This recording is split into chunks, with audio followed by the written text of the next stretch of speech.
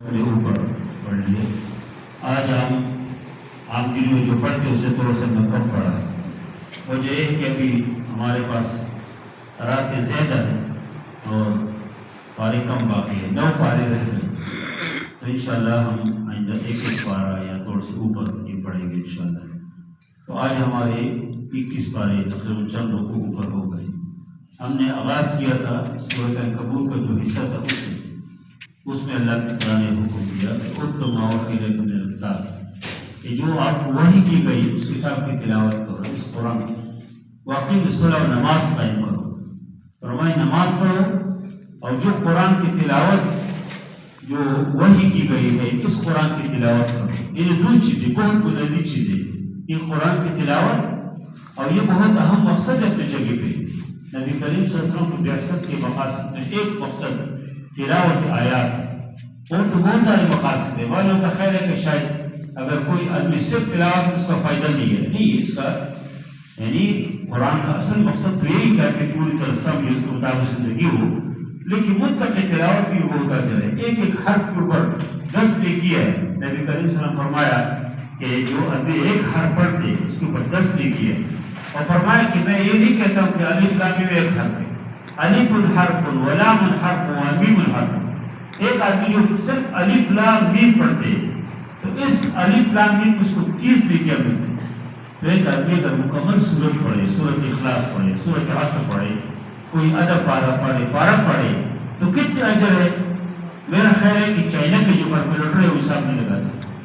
بے شمار اجر ہے، بہت اجر ہے. ایک ایک حرف کو 10 نیکیاں.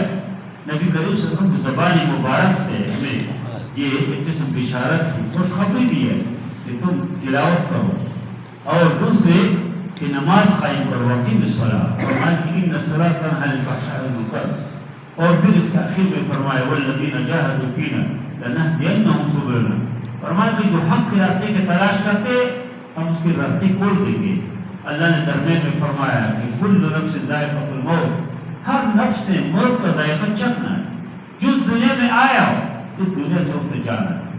جلدی ہو یا کچھ وقت لگے ان کو. دیکھو آج کل کیا عمر ہے، 60-70 سال. کوئی 10 سال کو پہنچ جائے لوگ عجوبت سمجھے. 100 سال کی تو بہت کم لوگ ہیں، بہت کم لوگ ہیں جو 105 کو بہت کبھی کوئی پہنچ جائے لوگ اس کو بالکل عجیب سمجھے کہ فلان کی 100 سے اوپر ہو. تو کیا عمر ہے؟ کچھ بھی نہیں ہے. اس لیے اس کا مطلب ہے کہ انسان آخرت کی طرف متوجہ ہو. اور اگر کی جگہ دین کو پر عمل نہیں کر سکتے تو فرمایا یا عباد الذین آمنوا ان ارضی واسعہ، میرے زمین بہت وسیع ہے، ادھر عمل نہیں کر سکتے ادھر جاؤ. ادھر اس گاؤں میں کوئی مشکل ہے دوسری گاؤں میں جاؤ. لیکن کل قیامت کے دن اللہ کے دربار میں عذر پیش نہیں کر سکتے کہ اللہ ادھر طرح سے مشکل کسی مجبوری کو ایسے میں کام نہیں کر سکتا. اس لیے اللہ نے یہ موت کا تذکرہ کر ساتھ ہی فرمایا یا عباد الذین آمنوا ان ارضی واسعہ فایایا فاعبدون. اور پھر اللہ تعالیٰ نے فرمایا کہ وما هذه الحیات الدنیا، دنیا کی زندگی جو ہے الا لہو و لعب، یہ کھیل کود ہے. بچوں کی جو کھیل کود ہوتے، بچے گھروں سے نکل آتے ہیں. شہروں میں تو یہ ماحول زیادہ نہیں ہے، لیکن ہمارے گاؤں دیہات میں ہر گھر سے بچے نکل آتے، چھوٹے چھوٹے کمرے بناتے اور شادیاں کرتے. اس میں کیا شادی ہے اور 1 گھنٹے کھیلنے کے اس کو لاکھ مار کے گھروں میں جاتے. کچھ نہیں ہوتا. یہی دنیا ہے، اصل آخرت ہے. اور پھر اللہ تعالیٰ نے اس کے بعد سورۃ روم میں رومیوں کا واقعہ اللہ ذکر کیا. سورۃ روم اس طرح حالات میں نازل ہو گئی کہ اس حالات میں رومی مغلوب تھے، رومی شکست کھا رہے تھے اور پارس کے لوگ اس کو غالب آ رہے تھے. لیکن قرآن کی یہ سورت نازل ہو گئی. اب اس سے یہ معلوم ہو رہا ہے کہ رومی غالب آئیں گے، لیکن بظاہر کوئی اثرات نہیں تھے. رومی شکست کے اوپر شکست کھا رہے تھے اور پارس کے لوگ غالب آ رہے تھے. لیکن جب یہ آیت نازل ہو گئی تو ابوبکر صدیق رضی اللہ عنہ نے جا کے مشرکین کے ساتھ شرط مانا. اس لیے کہ مشرکین کے ہمدردی ہے پارس کے لوگوں کے ساتھ. پارس کے لوگ بھی آگ کی عبادت کرتے تھے اور ادھر مسلمانوں کی ہمدردی ہے روم کے ساتھ، اس لیے کہ وہ ایک دین کے قائل تھے، اہل کتاب میں سے تھے. تو انہوں نے شرط مانا. ابوبکر صدیق رضی اللہ عنہ جا کے کہا کہ جلدی رومی غالب آئیں گے. اس نے کہا رومی غالب نہیں آ سکتے. اور تفصیلی واقعہ ہے، لیکن بالآخر شرط مانا اور دینوں کا تعین ہوگا کہ 3 سالوں میں غالب آئیں گے. اور پھر جو ہے بالآخر اللہ نے ادھر ایک طرف مسلمانوں کو فتح کیا فتح مکہ کے موقع پہ، اور دوسری طرف جو ہے وہ بدر کے موقع پہ بدر میں مسلمان غالب آ گئے، اور دوسری طرف جو ہے رومی غالب آ گئے۔ بدر میں مسلمانوں کی کامیابی کوئی توقع نہیں تھی، اس کی تعداد بہت کم، نئے ہجرت کر کے مدینے میں پہنچے، پاؤں کے اوپر چمل بھی نہیں ہے، گھر بھی نہیں ہے، کچھ بھی نہیں ہے، ادھر جنگ کے لیے چلی گئے، سامان کچھ نہیں ہے، اللہ نے فتح دیا، اور ادھر رومیوں کو اللہ نے فتح دیا، اللہ نے اس کا ذکر کیا، اور اللہ نے فرمایا کہ وَمِنْ آيَاتِهِ، اللہ کے قدرت کی نشانی ہے، جگہ جگہ اللہ نے فرمایا وَمِنْ آيَاتِهِ خَلَقَ لَكُمْ مِنْ آيَاتِهِ خَلَقَكُمْ وَمِنْ آيَاتِهِ، بہت ساری چیزوں کا اللہ نے ذکر کیا۔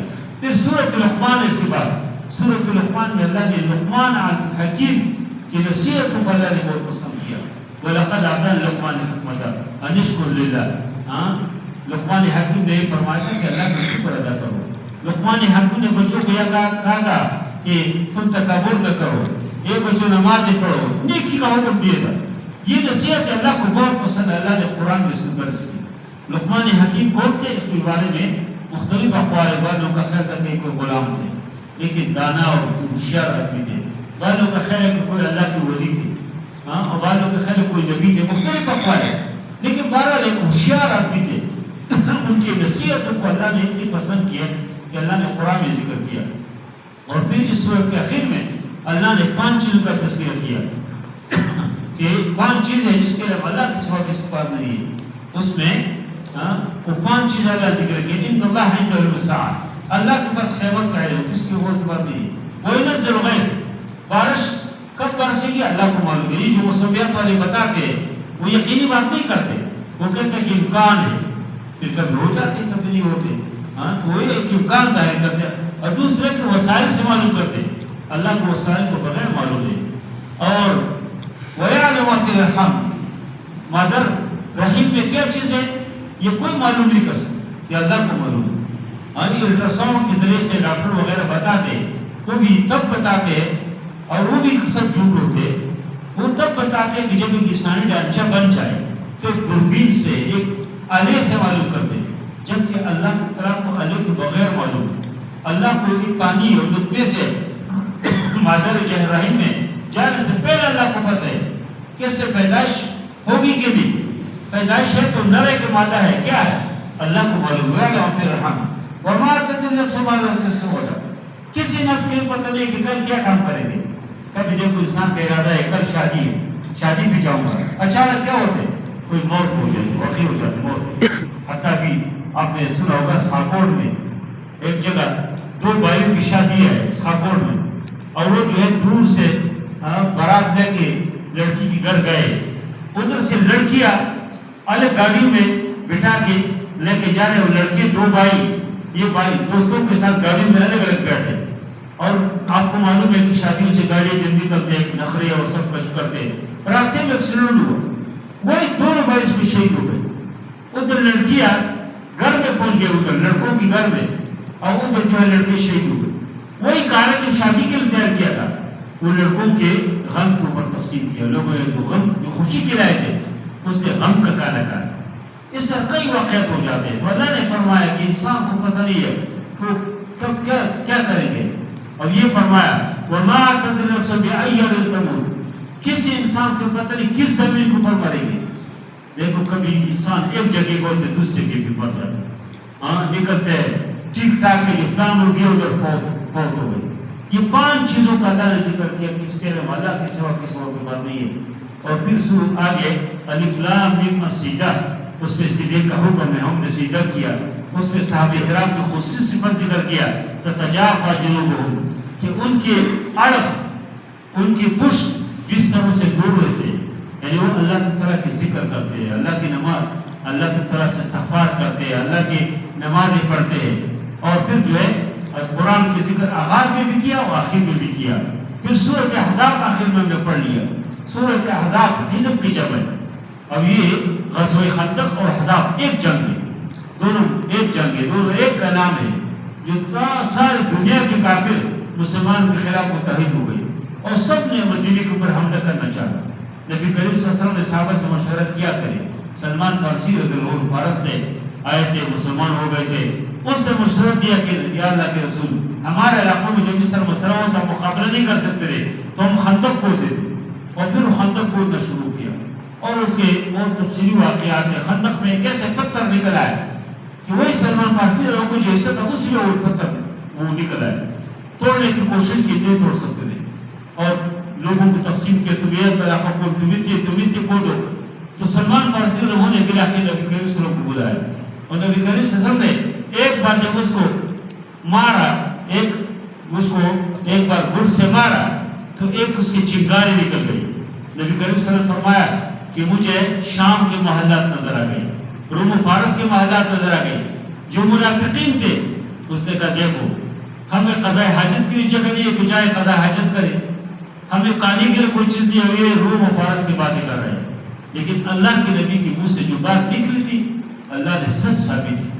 وہی لوگ بالکل جو کمزور لوگ اللہ نے اس وقت جو کافر آئے تھے یہودی اور مشرک اور تمام منافق مسلمانوں کے خلاف اکٹھے ہو گئے تھے، اللہ نے ایسے اس کے دلوں میں رعب ڈال دیا کہ رات کے ٹائم میں اس کے اوپر ہوائیں چلی، اور ہوائیں جب چلی تو ایسے اس میں افراتفری شروع ہو گئی کہ خود جو ہے ان کی جو بڑے بڑے سردار تھے وہ اپنے گھوڑے کی طرف بھاگ رہے تھے، اور ایسا نہیں کہ گھوڑا کھو دے، گھوڑا کھولا نہیں ہے، گھوڑا مار رہے ہیں کہ بھاگے، اس نے کہا گھوڑے تو کون اپنا نے اور رات بھاگ گئے۔ اللہ نے اس کے دلوں کے روک ڈال دیا۔ اسی واقعے کا اللہ نے ذکر کیا کہ ایسے مشکل مسئلہ تھا کہ منافقین نے مختلف بہانوں سے اجازت مانگی، نبوی تناورا کہ ہمارے گھر خالی ہے۔ اللہ فرماتے کہ وما هي بعورا ان يريدون الا فرارا، یہ فرار چاہتے بھاگنا چاہتے، اور پھر نبی کریم صلی اللہ علیہ وسلم کو نمونہ بنایا، لقد كان لكم في رسول الله اسوة حسنة، کہ نبی کریم صلی اللہ علیہ وسلم کی پوری زندگی اپنی نمونہ ہے۔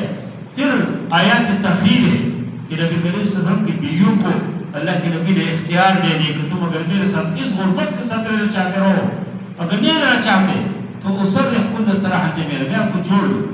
لیکن سارے بیووں نے سب سے پہلے عائشہ نے پھر دیگر بیووں نے سب نے کہا نہیں اللہ کے نبی ہمیں اللہ کے رسول اور آخرت پسند ہے، ہمیں دنیا پسند نہیں ہے۔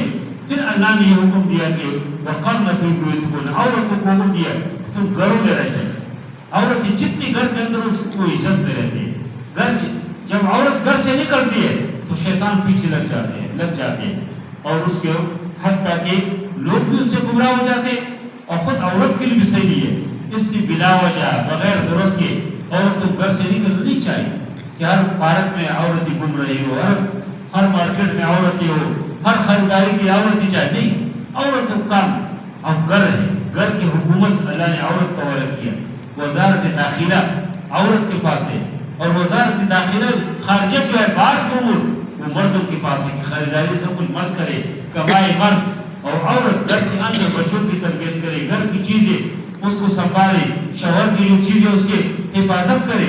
پھر اللہ تعالیٰ نے فرمایا اہل بیت کا ذکر کیا کہ تمام اہل بیت کو طہرکم تطہیرا، اہل بیت سے مراد کیا ہے، اور لیکن اسی ممبر پہ ایک دن میں نے اس کی وضاحت کی اور میں نے بتایا کہ اہل بیت سے مراد کیا ہے۔ قرآن میں اہل بیت کو مراد اطلاق کس کے اوپر ہو جاتے ہیں، اس میں مراد صرف نبی کریم صلی اللہ علیہ وسلم کے، یہ صرف حسن و حسین اور یہ حضرت فاطمہ، یہ صرف نہیں ہے، حضرت علی یہ نہیں ہے، بلکہ نبی کریم صلی اللہ علیہ وسلم کے پورا جو گھرانہ ہے وہ اہل بیت کے شامل ہے۔ اس کے اوپر بہت سارے دلائل ہیں، اس کی بہت سارے قرآنی آیات سے معلوم ہوتے ہیں، بہت سارے حدیث سے معلوم ہوتے ہیں، اور پھر اللہ تعالیٰ نے اہل ایمان کا، مسلمان مردوں کا، مسلمان عورتوں کا تذکرہ کیا، ان المسلمین والمسلمات والمؤمنین والمؤمنات، مسلمان مرد اور مسلمان عورتیں، مومن مرد اور مومن عورت، اور اس طرح والصادقین اور صادقات، اور سب ذکر کیا۔ پھر فرمایا کہ لہم مغفرۃ و اجر عظیم، اس کے لیے بہت بڑا اجر ہے، مغفرت و اجر عظیم ہے۔ اور پھر یہ جو آخری آیات ہم نے پڑھ لی ہے اس میں نبی کریم صلی اللہ علیہ وسلم نے تذکرہ کیا کہ ما کان محمد ابا احد من رجالکم ولکن رسول اللہ خاتم النبیین، کہ نبی کریم صلی اللہ علیہ وسلم ختم آخر نبی، اس کے ذریعے سے اللہ نے نبوت کا جو سلسلہ ختم کیا۔ یعنی نبوت بعض لوگ اس میں اعتراض کرتے ہیں کہ تم کہتے ہیں کہ نبوت ختم ہے، نبوت اللہ کی رحمت ہے، تو رحمت ختم ہونا چاہیے کہ نہیں، رحمت جاری ہو، ہاں تو تم تو کہتے ہیں اللہ کے نبی کے ذریعے سے نبوت ختم ہو گئی، تو رحمت ختم کرنا چاہتے۔ ہم یہ کہتے ہیں کہ نہیں، نبوت واقعی رحمت ہے لیکن ہم ختم نہیں کر رہے، ہم یہ کہتے ہیں کہ یہ نبوت جاری ہے قیامت تک، نبی کریم صلی اللہ علیہ وسلم یہ تمام انسانیت کے لیے نبی ہے، اور یہ امت آخری امت ہے، یہ قرآن پوری انسانیت کے لیے قیامت تک تمام انسانوں کے لیے۔ اس سے پہلے جو انبیاء تشریف لائے تو خاص خاص علاقوں کے خاص خاص وقت کے لیے، تو اس سے دوسرے نبی کا آنے کی ضرورت تھی، اس کی شریعت خاص وقت کے لیے، اور اس کے ختم ہونے کے بعد کہ نئی شریعت اور نئے نبی۔ لیکن نبی کریم صلی اللہ علیہ وسلم کے پاس جو قرآن ہے، جو شریعت ہے، وہ قیامت تک تمام انسانوں کے لیے، اس لیے کسی طرح بھی نبی کے آنے کی ضرورت نہیں۔ یہ امت پہ آخری نبی ہے، آخر الامم، اور سب سے بہتر امت ہے، اور یہ قرآن بھی قیامت تک، اور یہ نبی صلی اللہ علیہ وسلم کی نبوت بھی قیامت تک ہے۔ اس کی کسی طرح بھی نبوت کہ وہ کہتے ہیں کہ ذلی نبی، بروزی نبی اور امتی نبی، یہ سارے دھوکے کے نام جو لوگ کو دیتے ہیں۔ نبی کریم صلی اللہ علیہ وسلم نے فرمایا تھا کہ میرے بعد سلاسون دجالون کذابون، فرمایا کہ 30 دجال کذاب آئیں گے، وہ کہیں گے کہ میں نبی ہوں، اور فرمایا کہ کلہم یزعم نبیون انہ نبیون، سب یہ گمان کرے کہ وہ نبی ہے، لیکن فرمایا کہ وانہ لا نبی بعدی، میرے بعد کوئی نبی نہیں، کسی طرح بھی نبی نہیں ہے۔ اس سے جو بھی نبوت کا دعویٰ کرے قیامت تک وہ جھوٹ بولیں گے، اس کو پر ہم لعنت بھیجیں گے۔ اور ہمارے ائمت بھی کہتے ہیں کہ کوئی اگر نبوت کا دعویٰ کرے تو اس سے دلیل بھی نہیں مانگنا چاہیے کہ تم کوئی معجزہ پیش کرو، کوئی دلیل بیان کرو، اس کا مطلب ہے کہ تمہیں شک ہے، اس لیے اس سے کہنا چاہیے کہ تم جھوٹ بولتے ہو، جو بھی نبوت کا دعویٰ کرے۔ اور ہمارے یہاں پر بہت بڑے فتنہ ہے یہ مولا محمد قادری کی، جو بعد میں آئے اور اس کہتے میں نبی ہوں، اور کبھی انگریزی میں وحی بیان کرتے اور کبھی اردو میں، اور کبھی جھوٹ بولتے اور کبھی کوئی وحی اس کے ابھی تک صحیح ثابت نہیں ہوئی، کوئی پیشن گوئی اس کی صحیح نہیں ہے، سارے جھوٹ بولتے۔ لیکن سب لوگوں نے، انگریزوں نے اس کو اس لیے لایا تاکہ مسلمانوں کے اندر ایک فتنہ برپا ہو اور مسلمانوں کو اسلام اور دین اور خیر کے کاموں سے دور کرے، ایک فتنہ ہے جو شروع ہے۔